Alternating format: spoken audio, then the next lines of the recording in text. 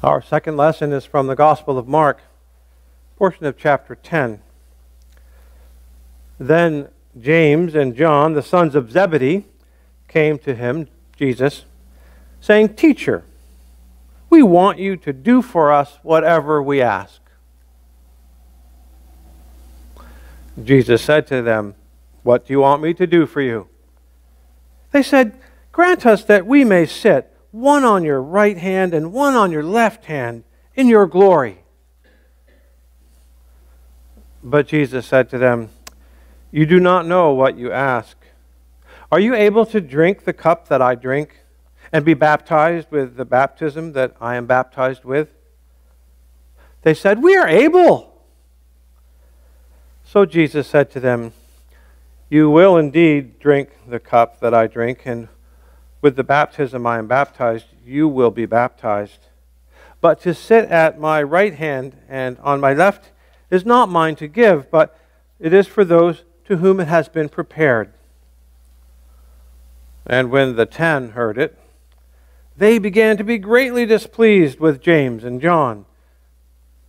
But Jesus called them to himself, and he said, "You know that those who are considered rulers over the Gentiles lord it over them, and their great ones exercise authority over them. Yet it shall not be so among you. But whoever desires to become great among you shall be your servant. And whoever of you desires to be first shall be slave of all. For even the Son of Man did not come to be served, but to serve, and to give his life a ransom for many." Amen. And our final lesson is from the work, the Arcana Coelestia, Secrets of Heaven, number 9511, concerning the internal sense of the words from our first lesson in Exodus about the cherubim on the mercy seat, at the two ends of the mercy seat. These words signify celestial good and spiritual good. This is evident from the signification of cherub at one end as being the approach through celestial good, and the signification of cherub on the other end as being the approach through spiritual good. The same is signified by the two ends as the Lord's right hand and left hand. For by his right hand is signified the good of celestial love, and by his left hand the good of spiritual love, which is good of love towards the neighbor. From this also is that a person's right side corresponds to celestial good, and their left side to spiritual good. For all things in a person correspond to the things of heaven. Those who are in these goods are meant by sitting on the Lord's right hand and on his left, as in Mark. To sit on my right hand and on my left hand is not mine to give except to those for whom it has been prepared.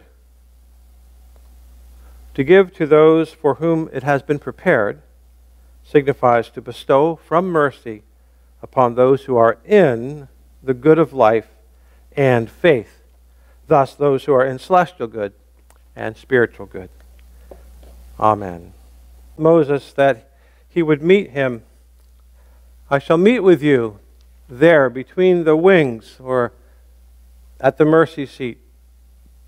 So put together those two illustrations, the 10 Commandments with the right hand and the left hand to them, the commandments that have to do with celestial good, loving the Lord above all else, and spiritual good, loving our neighbor as ourselves.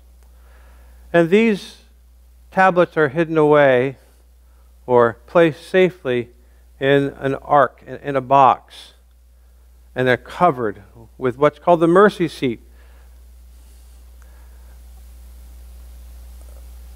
If anybody looked at those who wasn't allowed, and it was only allowed to be entered into the Holy of Holies in the tabernacle, but once a year by the high priests, there would be a curse upon them for gazing The ark, the same word that stands for, that is in the word Arcana, the heavenly secrets, Arcana Coelestia.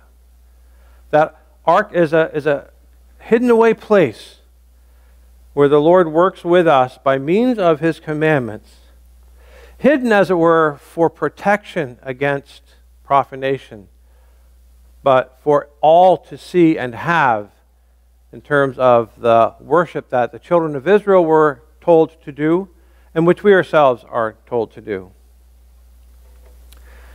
We think about the story of the Lord leading the children of Israel through the wilderness. We're reminded of His constant love and care for them. He fed them, He protected them. When enemies came, when they were following Him, they would always win. And when they left behind His commandments, they would suffer losses. You know, this story, of course, is an illustration of our own spiritual journey. We hear it over and over again. We should know every part of it has something to do with the way that we are living our own lives now. And for many people, it seems like it's been a long wandering in the wilderness. Put aside our natural and think about the spiritual things. Of course, it's a spiritual journey that we're on. The natural things are conditions that come and go and change. We have it so much better than many generations before us, and we hope that in the future, externally, things will get better and better. But life isn't about the externals. As a matter of fact, one of the lessons we learned from the way the Lord worked with the children of Israel was how He accommodated everything He did for the sake of leading them spiritually, because they were so embedded in being naturally comforted, naturally protected, naturally taken care of. Well, that's a very natural state, isn't it? And when we start our spiritual journey, we have nothing but that to go on. We know what it's like to be taken care of physically. We know what it's like to be fed and protected. We know what it's like to be given guidance and leadership. We grow through those stages until we are to make our own these things that have been given to us. Make it our own. And the Lord's always working with us to help us acknowledge that it can be feeling as if it is our own, but it is always the Lord's gift to us. Everything good we receive. The illustration from the tabernacle, the Ark of the Covenant, everything's covered with gold. Wow, that's pretty precious. Very attractive. It would get the attention of anyone. Movies are made about the Ark of the Covenant, the lost Ark. Where is it? Wouldn't it be great to find it? Imagine how much gold there would be. Not that you would melt it down, of course. Precious, precious treasure. And it's representative, one on the left side, one on the right, the cherubim, of the precious gold, spiritually speaking, the Lord gives us.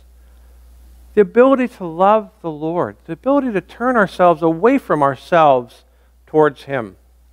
That is a precious gift. The ability for us to turn away from ourselves to love our neighbor and take care of somebody else, to be concerned for the sake of somebody else's welfare. These two things are the right hand and the left hand. They are the one end and the other end of the wings over the mercy seat. And that's where the Lord spoke to Moses. And that's where the Lord speaks to us. So often when we're wandering, we're feeling less than protected, loved, or nurtured. We have to look outside of ourselves to the Lord and to our neighbor and do something for the Lord or our neighbor. The Lord will replenish our spiritual life when we acknowledge the hole that we have, the emptiness that we can't fill, but only love to the Lord and from the Lord. Love to the neighbor, from the Lord to love the neighbor. That's where the Lord meets with us and replenishes us and continues to lead and guide us. We start out reminding ourselves the Lord was always with the children of Israel? Isn't the Lord always with us? Even though sometimes we can feel left alone. The Lord led the children of Israel. And another precious part of the story is where the Lord speaks to Jethro, Moses' father-in-law. Jethro comes to Moses and says, what you're doing isn't going to work. In a very innocent, gentle way, Jethro, Moses' father-in-law, comes and speaks to him and says, you got to find a better way to handle all these people. Why don't you? And he sets up the delegation of power of governors over tens and governors over thousands. And let the little problems be taken to the local person of that group, that tribe, that family. And really big things come to you. And it's representative of our own spiritual life. When we begin following the Lord, it's so easy for us to be picking at every little thing in our spiritual lives. To be overwhelmed by, in fact, when we finally know more of the Word, how evil we can be, or where our evil inclinations can take us. And we can feel very overwhelmed. Now, it's said the Lord never gives us more than we can handle. The Lord always gives us enough that we can't handle it. In one sense, the Lord's always leading us to the place where we'll decide, without the Lord, I can't make the next step. I can't take the next part of my trip. I need the Lord. And it's very easy to lead our lives ignoring the Lord giving us help. From the time a child is very young, they learn how to say, me do it, me do it. Get away, Mom, get away, Dad, I want to do it. And the Lord works with that tendency that we have to think that we can do it all on our own. But we can't. We can't handle everything. Moses couldn't handle all of the problems of all of those people. We cannot handle all of the evils that will attack us, that we're inclined to. We have to delegate. We have to set up our priorities. We have to see what's really important to deal with and handle that, and not stay up late at night worrying about the little things. Isn't it hard, though, to stop worrying? The children of Israel were constantly worrying and then complaining because they would think something was going to happen that would be terrible. We're not going to have enough to eat. We're not going to have enough to drink. How are we going to manage in this heat? How are we going to handle life? The Lord always took care of them. The Lord always takes care of us. And it's not about the natural care as much about the spiritual care. We also need to reach out in our love to the Lord and our love to the neighbor by constantly praying to the Lord for help and guidance. As Moses was told, I will meet you. Where? At the Word. And also by going to other people. The other side, the spiritual good, life based on spiritual good. Going to other people both to nourish them and also to be nourished by them. That's what a church is about. We can't meet here in the building, but we can certainly meet with one another on other levels, in other ways, and serve and sustain one another. And we don't have to do it. The Lord gives us what we need to do it for others.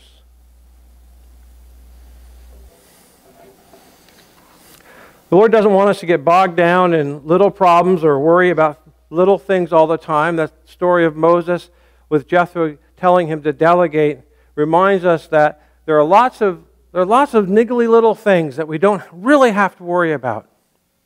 The book of Exodus is filled with laws. Most of them apply to the times and the conditions externally.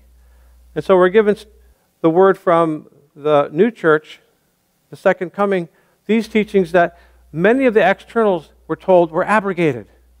You don't have to worry about not cooking a calf in its mother's milk. And when was the last time you had to dig somebody or help somebody dig their beast of burden out from underneath their heavy load? when were people that you know of gorged by oxen. There are a lot of laws that cover an agricultural life or a life of a long time ago. They can be followed if you want, but we're told many of those things were abrogated, but not the things that were contained in that box. Those 10 commandments were not abrogated or left behind. They are to be carried like the staves that lift them up. But the Lord wants us to be able to prioritize what is most important, how best we can follow Him, and how best to keep His covenant so that things are not profaned. The mercy seat, the ark laid in that special spot where there are cherubim, angels with wings, from which many have the idea that angels are a separate race of people, separate species of animals. Angels are people.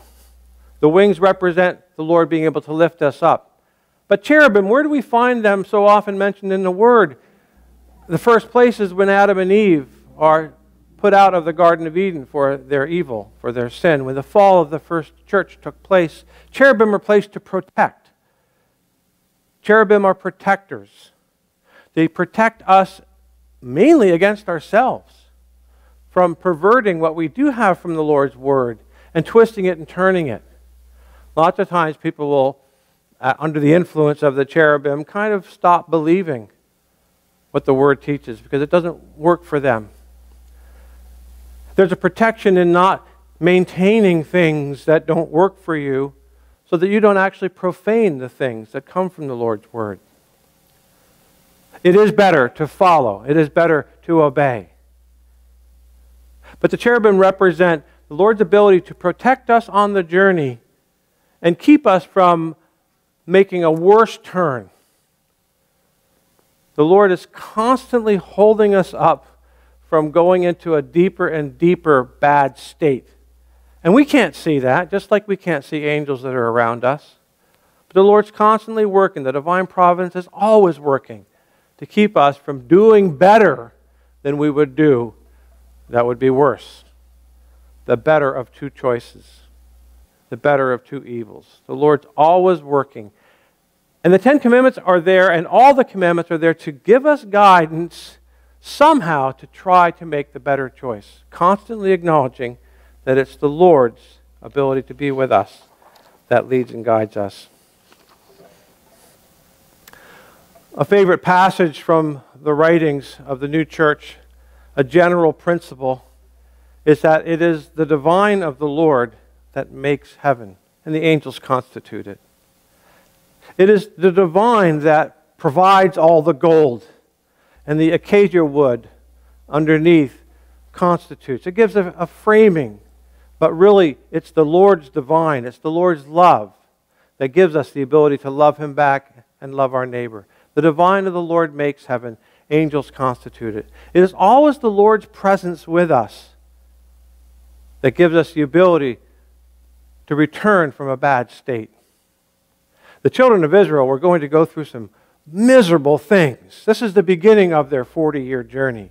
They're going to go through some miserable things. In fact, all the people that left Egypt that were over 20 years old died in the wilderness.